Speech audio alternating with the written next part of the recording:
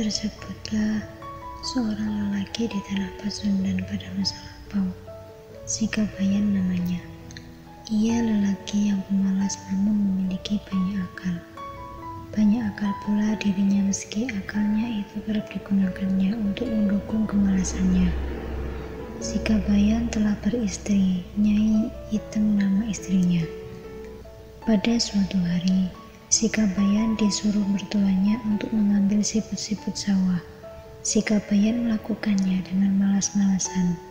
Setibanya di sawah, ia tidak segera mengambil siput-siput sawah yang banyak terdapat di sawah itu, melainkan hanya duduk di pematang sawah. Lama ditunggu tidak kembali. Mertua Sikabayan pun menyusul ke sawah.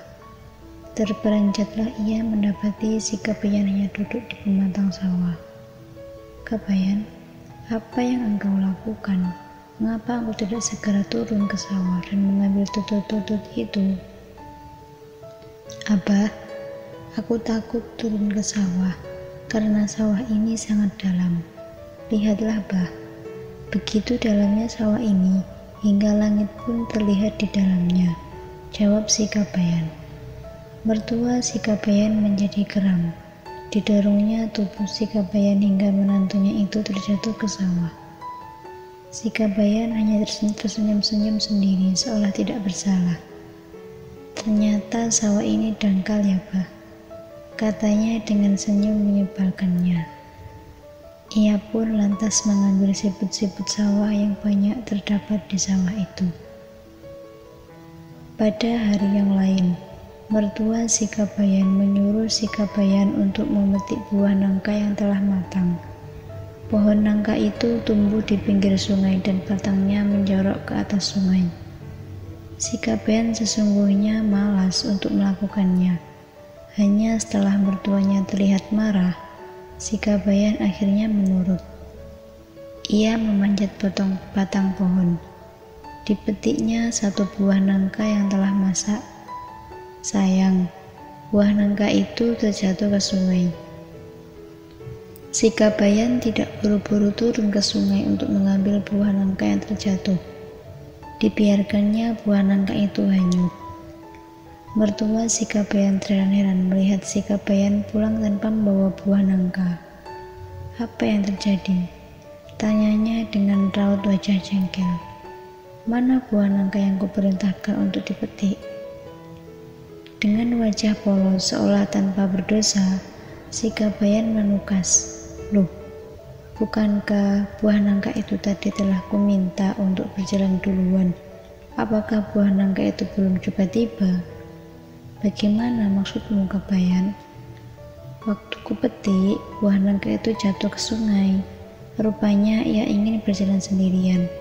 Maka kubiarkan ia berjalan agar lekas pulang ke rumah. Kuperingatkan pula agar ia segera membelok ke rumah ini. Dasar nangka tua tak tahu diri, tidak menuruti perintahku pula." "Ah, itu hanya alasanmu yang mengada-ngada saja, Kabayan." Mertua Sikabayan bersungut-sungut. "Bilang saja kalau kamu itu malas membawa nangka itu ke rumah." Sikabayan yang tertawa-tawa meski dimarahi mertuanya. Pada waktu yang lain, mertua Sikabayan mengajak menantunya yang malas lagi bodoh itu untuk memetik kacang koro di kebun. Mereka membawa karung untuk tempat kacang koro yang mereka petik. Baru beberapa buah kacang koro yang dipetiknya.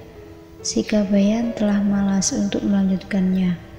Sikabayan mengantuk, ia pun lantas tidur di dalam karung. Ketika adzan zuhur terdengar, mertua Sikabayan menyelesaikan pekerjaannya. Ia sangat keheranan karena tidak mendapati Sikabayan bersamanya. "Dasar pemalas," gerutunya. Ia tentu telah pulang dulu karena malas membawa karung berisi kacang koro yang berat. Mertua Sikabayan terpaksa menggotong karung berisi Sikabayan itu kembali ke rumah.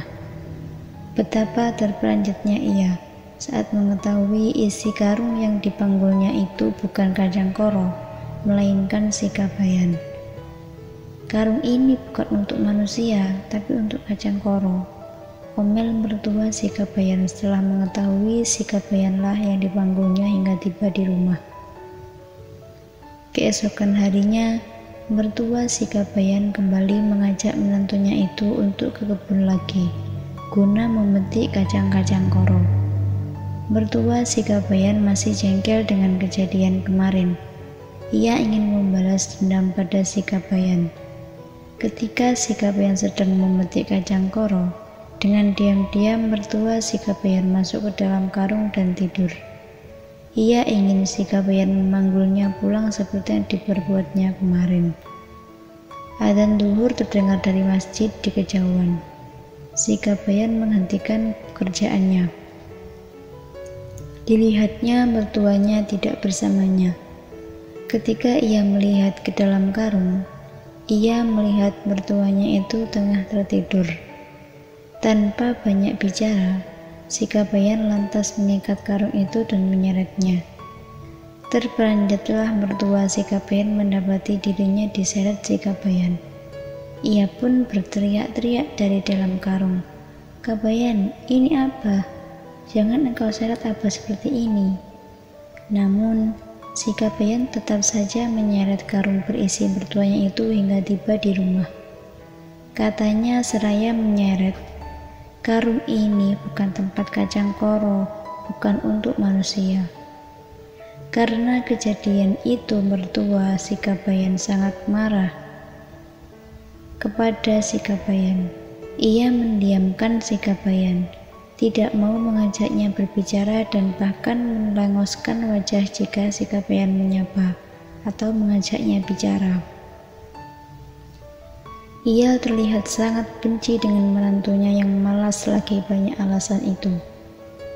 Si Kabayan menyadari kebencian mertuanya itu kepadanya. Bagaimanapun juga ia merasa tidak enak diperlakukan seperti itu.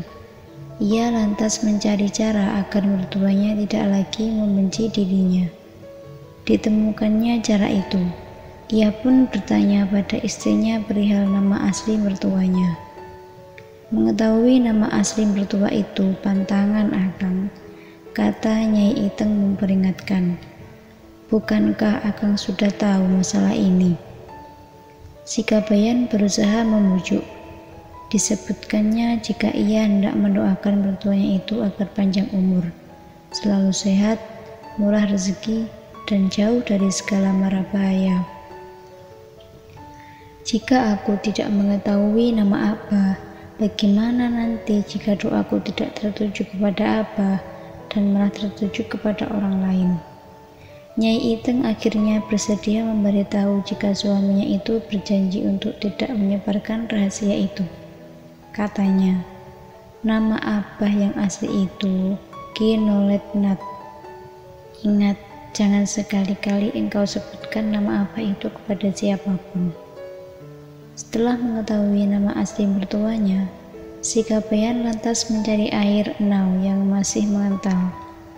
Diambilnya pula kapuk dalam jumlah yang banyak. Si Kabayan menuju lubuk tempat mertuanya itu biasa mandi. Ia lantas membasahi seluruh tubuhnya dengan air enau yang kental dan menempelkan kapuk di sekujur tubuhnya. Si Kabayan kemudian memanjat pohon dan duduk di dahan pohon, seraya menunggu kedatangan mertuanya yang akan mandi.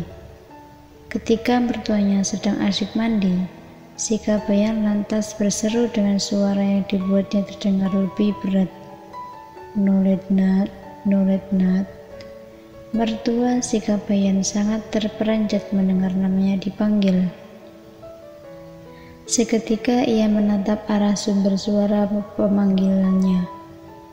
Kian terperanjatlah ia ketika melihat ada makhluk putih yang sangat menyeramkan pada pandangannya. Siapa engkau? Engkau itu?" tanyanya terbata-bata. "Noletnat, aku ini kakek penunggu lubuk ini," kata si Kabayan. "Aku peringatkan kepadamu, Noletnat, hendaklah engkau menyayangi Kabayan karena ia cucu kesayanganku. Jangan berani-berani engkau menyia-nyiakannya. urus dia baik-baik, urus sandang dan pangannya. Jika engkau tidak melakukan pesanku ini, niscaya engkau tidak akan selamat. Mertua si Kabayan sangat takut mendengar ucapan kakek penunggu lubuk itu.